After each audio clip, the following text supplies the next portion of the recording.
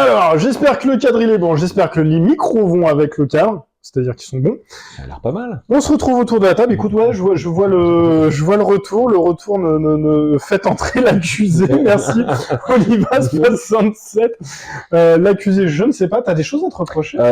Écoute, je crois que mon casier judiciaire est vierge, ce qui est obligatoire pour être journaliste d'ailleurs. Pour être journaliste? Ouais.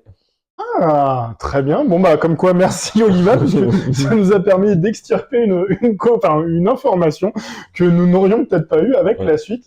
Je rappelle le concept, on se retrouve autour de la table. Vous avez une boîte en face de vous, à côté de notre invité, qui planque 5 objets. Normalement, la règle, c'est 5. Des fois, on a 4, des fois, on a un petit peu moins, des fois, nous-mêmes, on dépasse alors qu'on devrait pas parce qu'on n'a pas trop le temps.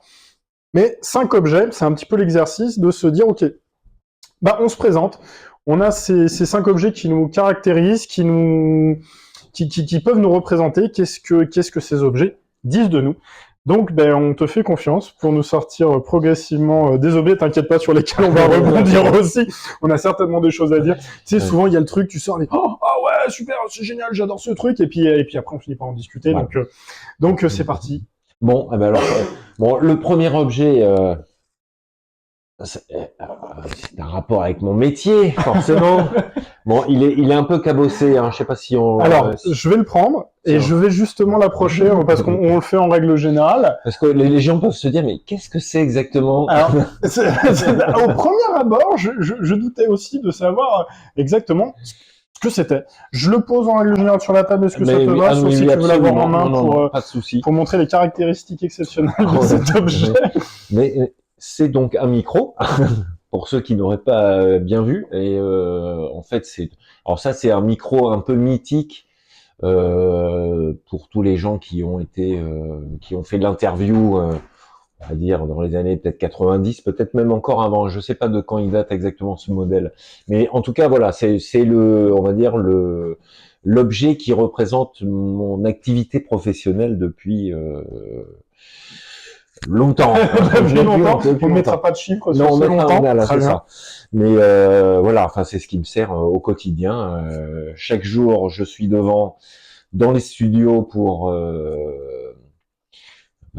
donner les informations locales à tous les gens qui veulent bien m'écouter, et puis je m'en sers aussi pour toutes les interviews que je peux réaliser au quotidien avec tous les gens qui font un petit peu l'actualité, on va dire, du Limousin, quoi. Donc même un horaire indu auquel tu es censé déjà dormir, on te met sous un micro aussi. Absolument, absolument. On ne respecte pas. Non, c'est ça, absolument. Non, mais voilà, enfin, c'est vraiment l'objet un peu emblématique de. Et puis c'est aussi un objet qui peut servir à prendre le son pour la musique, puisque j'ai fait aussi un peu de musique, donc voilà, c'est un objet que j'utilise beaucoup depuis très longtemps, quoi. Ça cristallise ton activité, ça la représente bien. C'est un micro qui fonctionnait de manière nomade et locale, ou c'était vraiment qu'un micro de studio purement? Alors ça, non, ça c'est vraiment du nomade. Hein. C'était un modèle. Je sais pas quelle est la marque, que je ne vous dise pas de bêtises. Si c'est les micros LEM, LEM. Et donc en fait ça c'était un micro. J'utilisais ça. Il est tout cabossé. Hein, il est chapertonné, c'est génial. Il fonctionne encore. Et c'était un modèle, un peu mythique de tous les gens qui ont fait de l'interview. On branchait ça avec le câble sur le gros magnéto. Alors, soit le magnéto à bande pour les plus anciens, soit le magnétophone à cassette. Et puis là, aujourd'hui, je pourrais très bien encore m'en servir en le branchant sur un tout petit magnéto numérique grand comme ça, quoi. D'accord. Oui, puisque de toute façon, on est sur un modèle standard au niveau des branchements, on est sur du XLR, donc ça fonctionne tout à fait bien. Et c'est bon. Voilà, mais c'est vraiment ça, c'est vraiment l'objet. Voilà, c'est l'objet. Comme j'ai dit, bon, il faut que je trouve 5 objets. Et il faut que je prenne un micro quand même pour parler de mon métier. Et ben voilà, on va le replacer. Alors, écoute, bon. Peut-être n'as-tu pas la réponse parce qu'elle n'est pas forcément évidente. On a Roxic dans le chat qui nous demande quelle interview est la meilleure ou celle qui t'aurait marqué le plus. Parce que dire la meilleure, c'est pas forcément évident, mais est-ce qu'il y a au moins une personnalité que tu as rencontrée t'aurait marqué? Il y en a plein. C'est compliqué d'en garder une sur toutes ces longues années Voilà, de carrière. en longtemps de carrière. Pendant longtemps. Mais non, certains musiciens, moi qui suis vraiment amateur de musique, ça peut être des gens comme Anouar Brahim. Alors ça va pas parler à grand monde, hein, mais c'est un musicien. Alors il me semble tunisien, en tout cas d'Afrique du Nord, musique traditionnelle, un joueur de oud. Magnifique interview. Enfin, c'est des gens, on les rencontre une fois dans sa vie, et puis on les écoute attentivement, on les laisse parler, on leur pose pas trop de questions. En fait, on tend le micro et puis on les écoute. Ouais, d'accord. C'est un destin croisé à un moment. Ouais, c'est une ça. personnalité avec laquelle t'as pu. Et puis, enfin voilà. Mais les plus marquants, c'est souvent les musiciens, parce que c'est vrai que c'est un domaine que j'aime bien. Les Last Poets aussi. Alors ça, c'est pareil, un groupe de rap qui est venu à Limoges il y a longtemps. C'était dans les années 90. Un des premiers groupes de rap de l'histoire, hein, puisqu'ils ont commencé eux dans les années 60. Ah oui, d'accord. Ah oui, alors donc en soi le rap n'existait pas. Ah oui, non, le rap en tant que tel n'existait pas. C'était des musiciens, et il y avait un chanteur qui c'était presque même plus du slam que finalement du rap, quoi. Mais bon, et ils ont commencé, ils étaient dans les Black Panthers, enfin c'était. D'accord. Oui, donc déjà très impliqués Oui, dans les mais mouvements. c'était très revendicatif. Voilà. Et tout ça, mais j'ai eu l'occasion de les rencontrer, de les interviewer au Centre culturel John Lennon à Limoges après le concert. Ouais. Et extraordinaire. Ça, c'est des moments d'interview qui sont qui laissent des marques, à la personne qui pose des questions. Et moi, j'étais comme un fou. Et c'est peut-être la première interview que j'ai fait en anglais. Donc il fallait arriver à comprendre ce qu'il racontait tout en étant vraiment très concentré, quoi. Mais super souvenir, ça c'est des souvenirs incroyables. J'imagine. Donc de belles rencontres au fil de ces quelques années. Souvent des musiciens. Après ça peut être, on peut rencontrer quelqu'un qui est pas du tout connu et qui va nous marquer tout autant, voire plus que une personne connue, quoi. D'accord. C'est la rencontre humaine. Après, ça peut être effectivement, ça peut être un paysan du fin fond de la Creuse et qui va nous apporter autant qu'une star, quoi. Oui, carrément. Voire plus. Hein. Ouais, parce que t'as un cadre de vie, il y a quelque chose, il y a toujours. Il se passe quelque chose. C'est surtout ça. C'est de l'humain, et dans l'humain, il se passe quelque chose ou il se passe rien. Et quand il se passe quelque chose, effectivement, ça peut être soit des gens connus, soit des gens pas du tout connus, quoi. Hein. Non, c'est pour ça que c'est important. C'est aussi pour ça qu'on fait cette émission, les gens, parce qu'on a envie de faire venir des personnes d'horizons divers et variés, connus, pas connus, peu importe, mais en tout cas que d'un média commun quelque part, on puisse s'étendre, partir sur plein de thèmes, de partir. On parle beaucoup de musique, c'est vrai qu'assez régulièrement on parle beaucoup de musique, mais on a parlé un petit peu de littérature, on a parlé de pas mal de choses, bien évidemment de cinéma, de séries télé, mais voilà, c'est les rencontres qui sont importantes. Et puis une fois de plus, je te remercie quand même d'être mais d'être là, d'être avec grand plaisir. nous. Merci pour votre invitation. Et puis écoute, je pense qu'on peut passer là-dessus. Alors un deuxième objet. Allez, un deuxième objet. Voilà, un autre objet en rapport avec ce qu'on vient de dire. Voilà. Très bien. Bon, je sais pas, est-ce qu'on va voir ce que c'est? Alors, est-ce qu'on va voir ce que c'est? Est-ce que tu peux nous donner son petit nom? Alors non, mais ça, c'est une reproduction de, c'est pas une conga, mais ça ressemble. Bongo, bongo, c'est plus petit. Ça ressemble un peu, enfin, en tout cas, voilà, c'était plus pour le côté symbolique de la percussion. Parce que moi c'est là-dedans que je fais de la musique beaucoup. J'en ai fait dans le passé, et puis ça reste les instruments que j'aime beaucoup parce que j'aime le rythme, j'aime le côté rythmique de la musique, donc percussion, batterie, basse, tous les instruments qui donnent le rythme aux autres musiciens. Le groove. Voilà, le groove. Et donc voilà, ça fait partie aussi de mon histoire, c'est la musique et les concerts derrière mes percussions diverses et variées. Donc tu me disais en off que tu avais pratiqué, mais donc aussi que tu avais fait des représentations. Ah oui, on a fait avec notamment un groupe que quelques-uns peut-être ont entendu dans leurs jeunes années, qui s'appelait Hiroko Percussion, et puis avec qui on a quand même pas mal tourné pendant une dizaine d'années. On a fait des concerts en Limousin, mais aussi un petit peu partout en France, en Angleterre aussi. Je m'en veux, j'ai le disque quelque part, je crois qu'il est dans une chambre là-bas. J'irai peut-être le chercher, Voilà. comme ça on fera un petit visuel, on fera une petite pub. Mais donc, Oui, enfin je voilà, crois qu'il c'est vrai que ça c'est pareil. Moi, j'invite tous les gens qui ont envie un jour de monter sur scène pour faire de la musique. C'est un vrai plaisir, quoi, de voir le public apprécier, et danser, et, applaudir et tout ça. Ouais, c'est génial. C'est vivant. C'est vivant. C'est vivant, c'est interactif. Voilà. C'est encore du lien humain. Voilà. Ouais, c'est ouais, encore une c'est histoire de marrant, lien humain. on y retourne, Oui. on y retourne, sauf qu'on partage encore autre chose. On partage une forme d'information qui en soi est universelle. Oui, oui, oui. Ah De ben rien. c'est ça, absolument. Et c'est ce que j'aime aussi dans la musique. C'est que... Non, mais il y avait un stylo à côté. Assistant, s'il vous plaît. Mais non, parce que on a envie de faire les choses bien. Alors c'est blanc, c'est normal. On a envie de faire les choses bien et se dire que les références qu'on évoque pendant l'émission, on a envie d'envoyer des renvois pour pouvoir repartir sur, pour ceux que ça intéresse, qui ont envie de se renseigner un petit peu plus en amont, parce qu'on on n'a pas forcément l'occasion de tout développer. Et voilà, tout simplement, c'était juste le petit passage à vide sur le fait qu'il faut qu'on mette Hiroko. Hop, je le note en gros, je le note en gras, et c'est nickel. Donc ouais, la percu. Tu me disais aussi que t'avais fait un peu de production musicale aussi. Ouais, un petit peu. Ouais, j'ai toujours aimé moi les machines. Voilà, mettre les mains dans les machines. Alors mes premières émissions de radio à Limoges, c'était une émission qui s'appelait Vibration du Monde, et où je m'amusais à mixer aussi bien des bruitages, des dialogues de films, de la musique traditionnelle balinaise, passer des disques des vinyles à l'envers. Ouais. Enfin voilà, je m'amusais bien. Expérimental, Totalement, 100%. totalement. Je parlais pas d'ailleurs pendant l'émission, je passais que de la musique j'enchaînais comme ça des musiques ensemble. Ça pouvait être de la musique électronique ou effectivement du chant, du bol tibétain. Oui, voilà, ça s'y prête pas trop mal aussi. Ouais.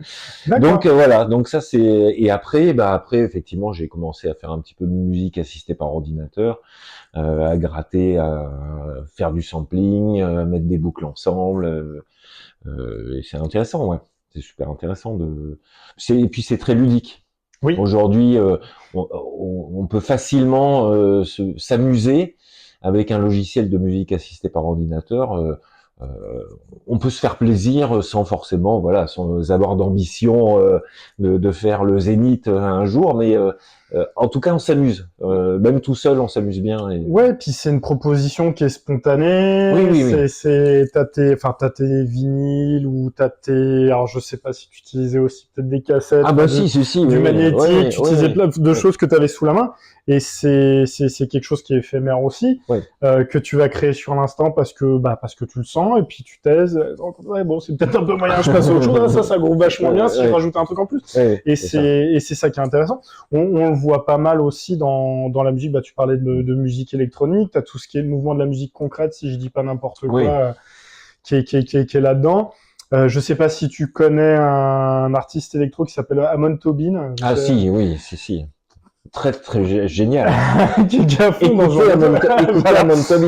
Amon Tobin, je pensais pas qu'on allait parler d'Amon Tobin, qui a fait la bande originale de Splinter Cell au bout d'un certain moment d'ailleurs, qui a été vraiment intégré dans le jeu vidéo aussi, mais parenthèse fermée, non, parenthèse ouverte tout à l'heure, sur un autre sujet.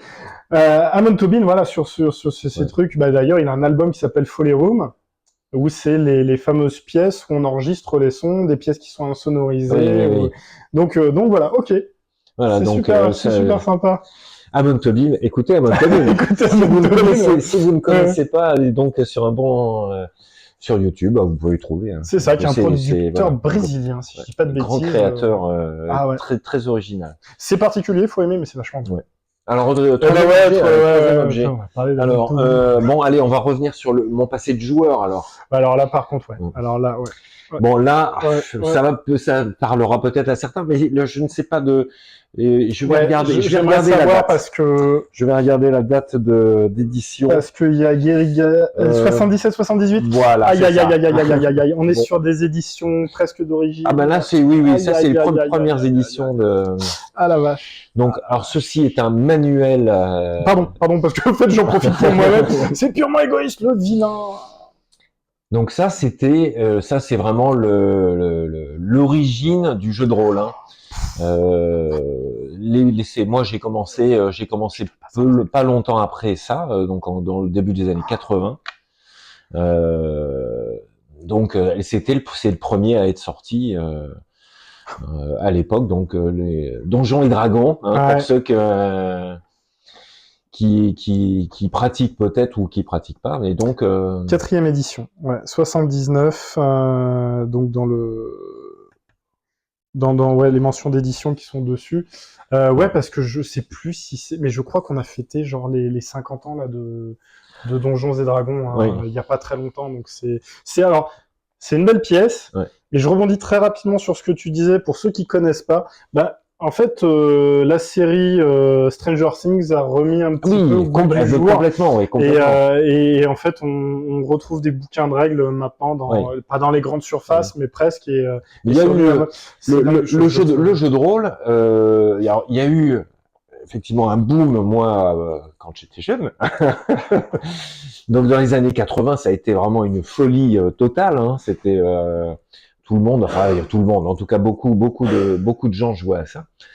Et alors il y a eu effectivement un moment où il y a eu un vrai trou, où ça marchait plus du tout, et c'est depuis pas mal d'années maintenant ça refonctionne à nouveau. Il y a des gens qui se mettent autour du Paulin, parce que peut-être on peut expliquer ce qu'est le jeu de rôle. Écoute, je te laisse la porte ouverte à tout ça. Parce que le jeu de rôle est un jeu particulier, donc chaque joueur incarne un personnage. Là, en l'occurrence, dans Donjons et Dragons, ça pouvait être un elfe, un magicien, un clerc, toutes sortes de un ranger. Et donc, il y a un maître de jeu, donc qui lui incarne le monde et l'univers dans lequel se passe l'histoire, et les joueurs découvrent cet univers. Et donc on pose des questions, on dit moi je suis dans telle pièce, j'avance, je prends telle porte, qu'est-ce qui se passe? Et le maître de jeu lui explique ce qui se passe derrière, ce qu'on voit, ce que les joueurs voient, et ce qu'ils peuvent faire, etc. Donc c'est vraiment un jeu c'est comme du théâtre, c'est une forme de théâtre mais autour d'une table, quoi. C'est ça, c'est une incarnation. Alors pour ceux qui connaissent aussi les livres dont vous êtes le héros, on est vraiment dans ces extensions du jeu de rôle, où on est sur cette idée de narration qui est interactive. Avec ce meneur de jeu, alors c'est pareil, c'est pas forcément évident, qui lui va devoir gérer une équipe, souvent de bracasses, très très souvent de bracasses, très souvent, qui va avoir des idées complètement saugrenues et qui va dériver souvent aussi de l'histoire que le meneur de jeu aura mis en place. Mais il y a un travail autour de l'imagination qui est complètement dingue. Pour tous ceux qui sont aussi dans le domaine du jeu vidéo, il faut savoir que Baldur's Gate, dont le 3e opus est sorti l'année dernière, est issu de l'univers de Donjons et Dragons. Oui, et donc il y a eu, alors ça a été le premier, mais effectivement aujourd'hui et pendant des années, il y a eu tous les univers possibles et imaginables. Hein. Ça peut être du Moyen-Âge, de la science-fiction, même des jeux à l'époque moderne. Il y a eu évidemment l'appel de Cthulhu, donc là c'était vraiment Lovecraft l'univers de Lovecraft. Tout est possible en fait. Les limites il n'y a pas de limite, il n'y a aucune limite. C'est l'imagination. Voilà. Comme toujours, hein, c'est ça qui est bien. Après, alors c'est vrai que t'en parles pas forcément, on n'aura pas forcément le temps non plus de trop développer, mais il faut savoir que le personnage qu'on va créer sera déterminé par une fiche de personnage qu'on aura créé avec des compétences, des capacités, des pouvoirs, des caractéristiques, une personnalité aussi en fonction de la manière dont vous voulez jouer. D'ailleurs, tous les gens qui jouent aujourd'hui à GTA V roleplay, le roleplay, ça vient de là. C'est cette idée-là, c'est cette idée d'incarner un personnage et de lui faire vivre une aventure, une histoire dans un univers qui est prédéterminé par par un meneur de jeu. C'est génial. Merci Voilà. beaucoup. Non, Parce mais que c'est bon, super classe, parce que c'est vraiment une pièce de fin des années 70. On est vraiment dans les balbutiements de ce phénomène-là, de ce mouvement. Ouais, absolument. Et puis, c'était moi mes débuts aussi de joueur. Après, même si j'ai joué à beaucoup de choses, des jeux de société multiples et très nombreux, je reste très attaché quand même à voilà au jeu de rôle et même si effectivement il faut du temps. Hein. Aujourd'hui, j'ai plus trop le temps, mais ça demande du temps mais voilà, on vit des aventures. Moi, j'ai pu faire des parties de 48 heures non-stop Ah ouais. en buvant du café et puis voilà. Les souvenirs de rôlistes. Absolument, Ça, c'est trop bien. absolument. Et savoir aussi quand même que même si on parlait de Pong tout à l'heure, dans les ancêtres du jeu vidéo, le jeu de rôle aussi a une partie très importante puisque les premiers jeux sur PC, c'était aussi des jeux textuels. Oui. Où on donnait des commandes pour pouvoir avancer, pour pouvoir aller à droite à gauche, et puis c'était le jeu qui gérait ça. Enfin bref, il y a tout un pan je vais dire de la culture populaire. Ouais, Alors, ouais. c'est très inspiré des univers de Tolkien quand même à l'origine. Oui. Donc des mythologies un petit peu scandinaves, de l'esthétique, de l'imagerie un peu médiévale, mais quand même c'est fondateur de pas mal de choses. Oui, absolument, de beaucoup de choses, C'est super classe. Merci beaucoup, très bel objet, vraiment. Alors un autre. Bah ouais, parce que je crois qu'on prend un petit peu de temps. Bon alors allez. Alors ça, bon voilà. Ah. Mais qu'est-ce ceci? Oui, c'est alors montré comme ça, c'est moi je sais. Bon, alors c'est en fait ce sont des poupées russes, hein, tout bêtement en fait. Hein. Bon, là elles ont un look un petit peu particulier parce que là en l'occurrence c'est des chats russes parce que j'aime les chats aussi. Très bien. Mais enfin voilà. Donc, mais en fait ça c'est par rapport à mes origines en fait. Ah. Puisque il fallait des objets qui parlent de moi. Donc là, effectivement, ça parle de moi puisque moi, je suis petit-fils d'un Russe émigré au moment de la Révolution russe. Donc ça fait partie aussi de moi, quoi. De la culture familiale. On va montrer quand même. Ah ouais, complètement. Oh, t'inquiète pas, c'est pas grave, parce que c'est pas le plus important. Donc c'est vraiment génial. Donc, bon, après. Je pense qu'on fait pas découvrir le concept des poupées russes ou des poupées gigognes, mais voilà, enfin en tout cas ça fait partie c'est quelque chose qui fait partie de moi et que j'aime aussi parce que c'est mes origines. Alors bon, celui-ci tu disais parce qu'il y a les chats, mais alors, en soi, est-ce que tu as une collection de poupées gigognes? Ah, j'en ai quelques-unes, j'en ai pas énormément, mais j'en ai quelques-unes parce que je trouve j'essaye de trouver des modèles un petit peu originaux. Il y a de tout, on trouve des trucs incroyables en poupées russes, en matrioshka. Matrioshka aussi, c'est vrai, oui. Alors, petite question, parce que je ne sais pas du tout d'où ça vient. Alors, si tu ne sais pas, c'est pas grave. Je n'en ai aucune idée, à part qu'effectivement, c'est probablement de Russie, hein, que ça vient, mais est-ce qu'il y a eu d'autres modèles dans d'autres civilisations ou d'autres histoires? Je sais pas. En Russie, c'est très populaire, quoi. Note à moi-même se renseigner sur les poupées russes. Après, il y a le film Les Poupées Russes, mais bon, alors, il y a le film Les Poupées Russes et pareil, petit clin d'œil jeu vidéo.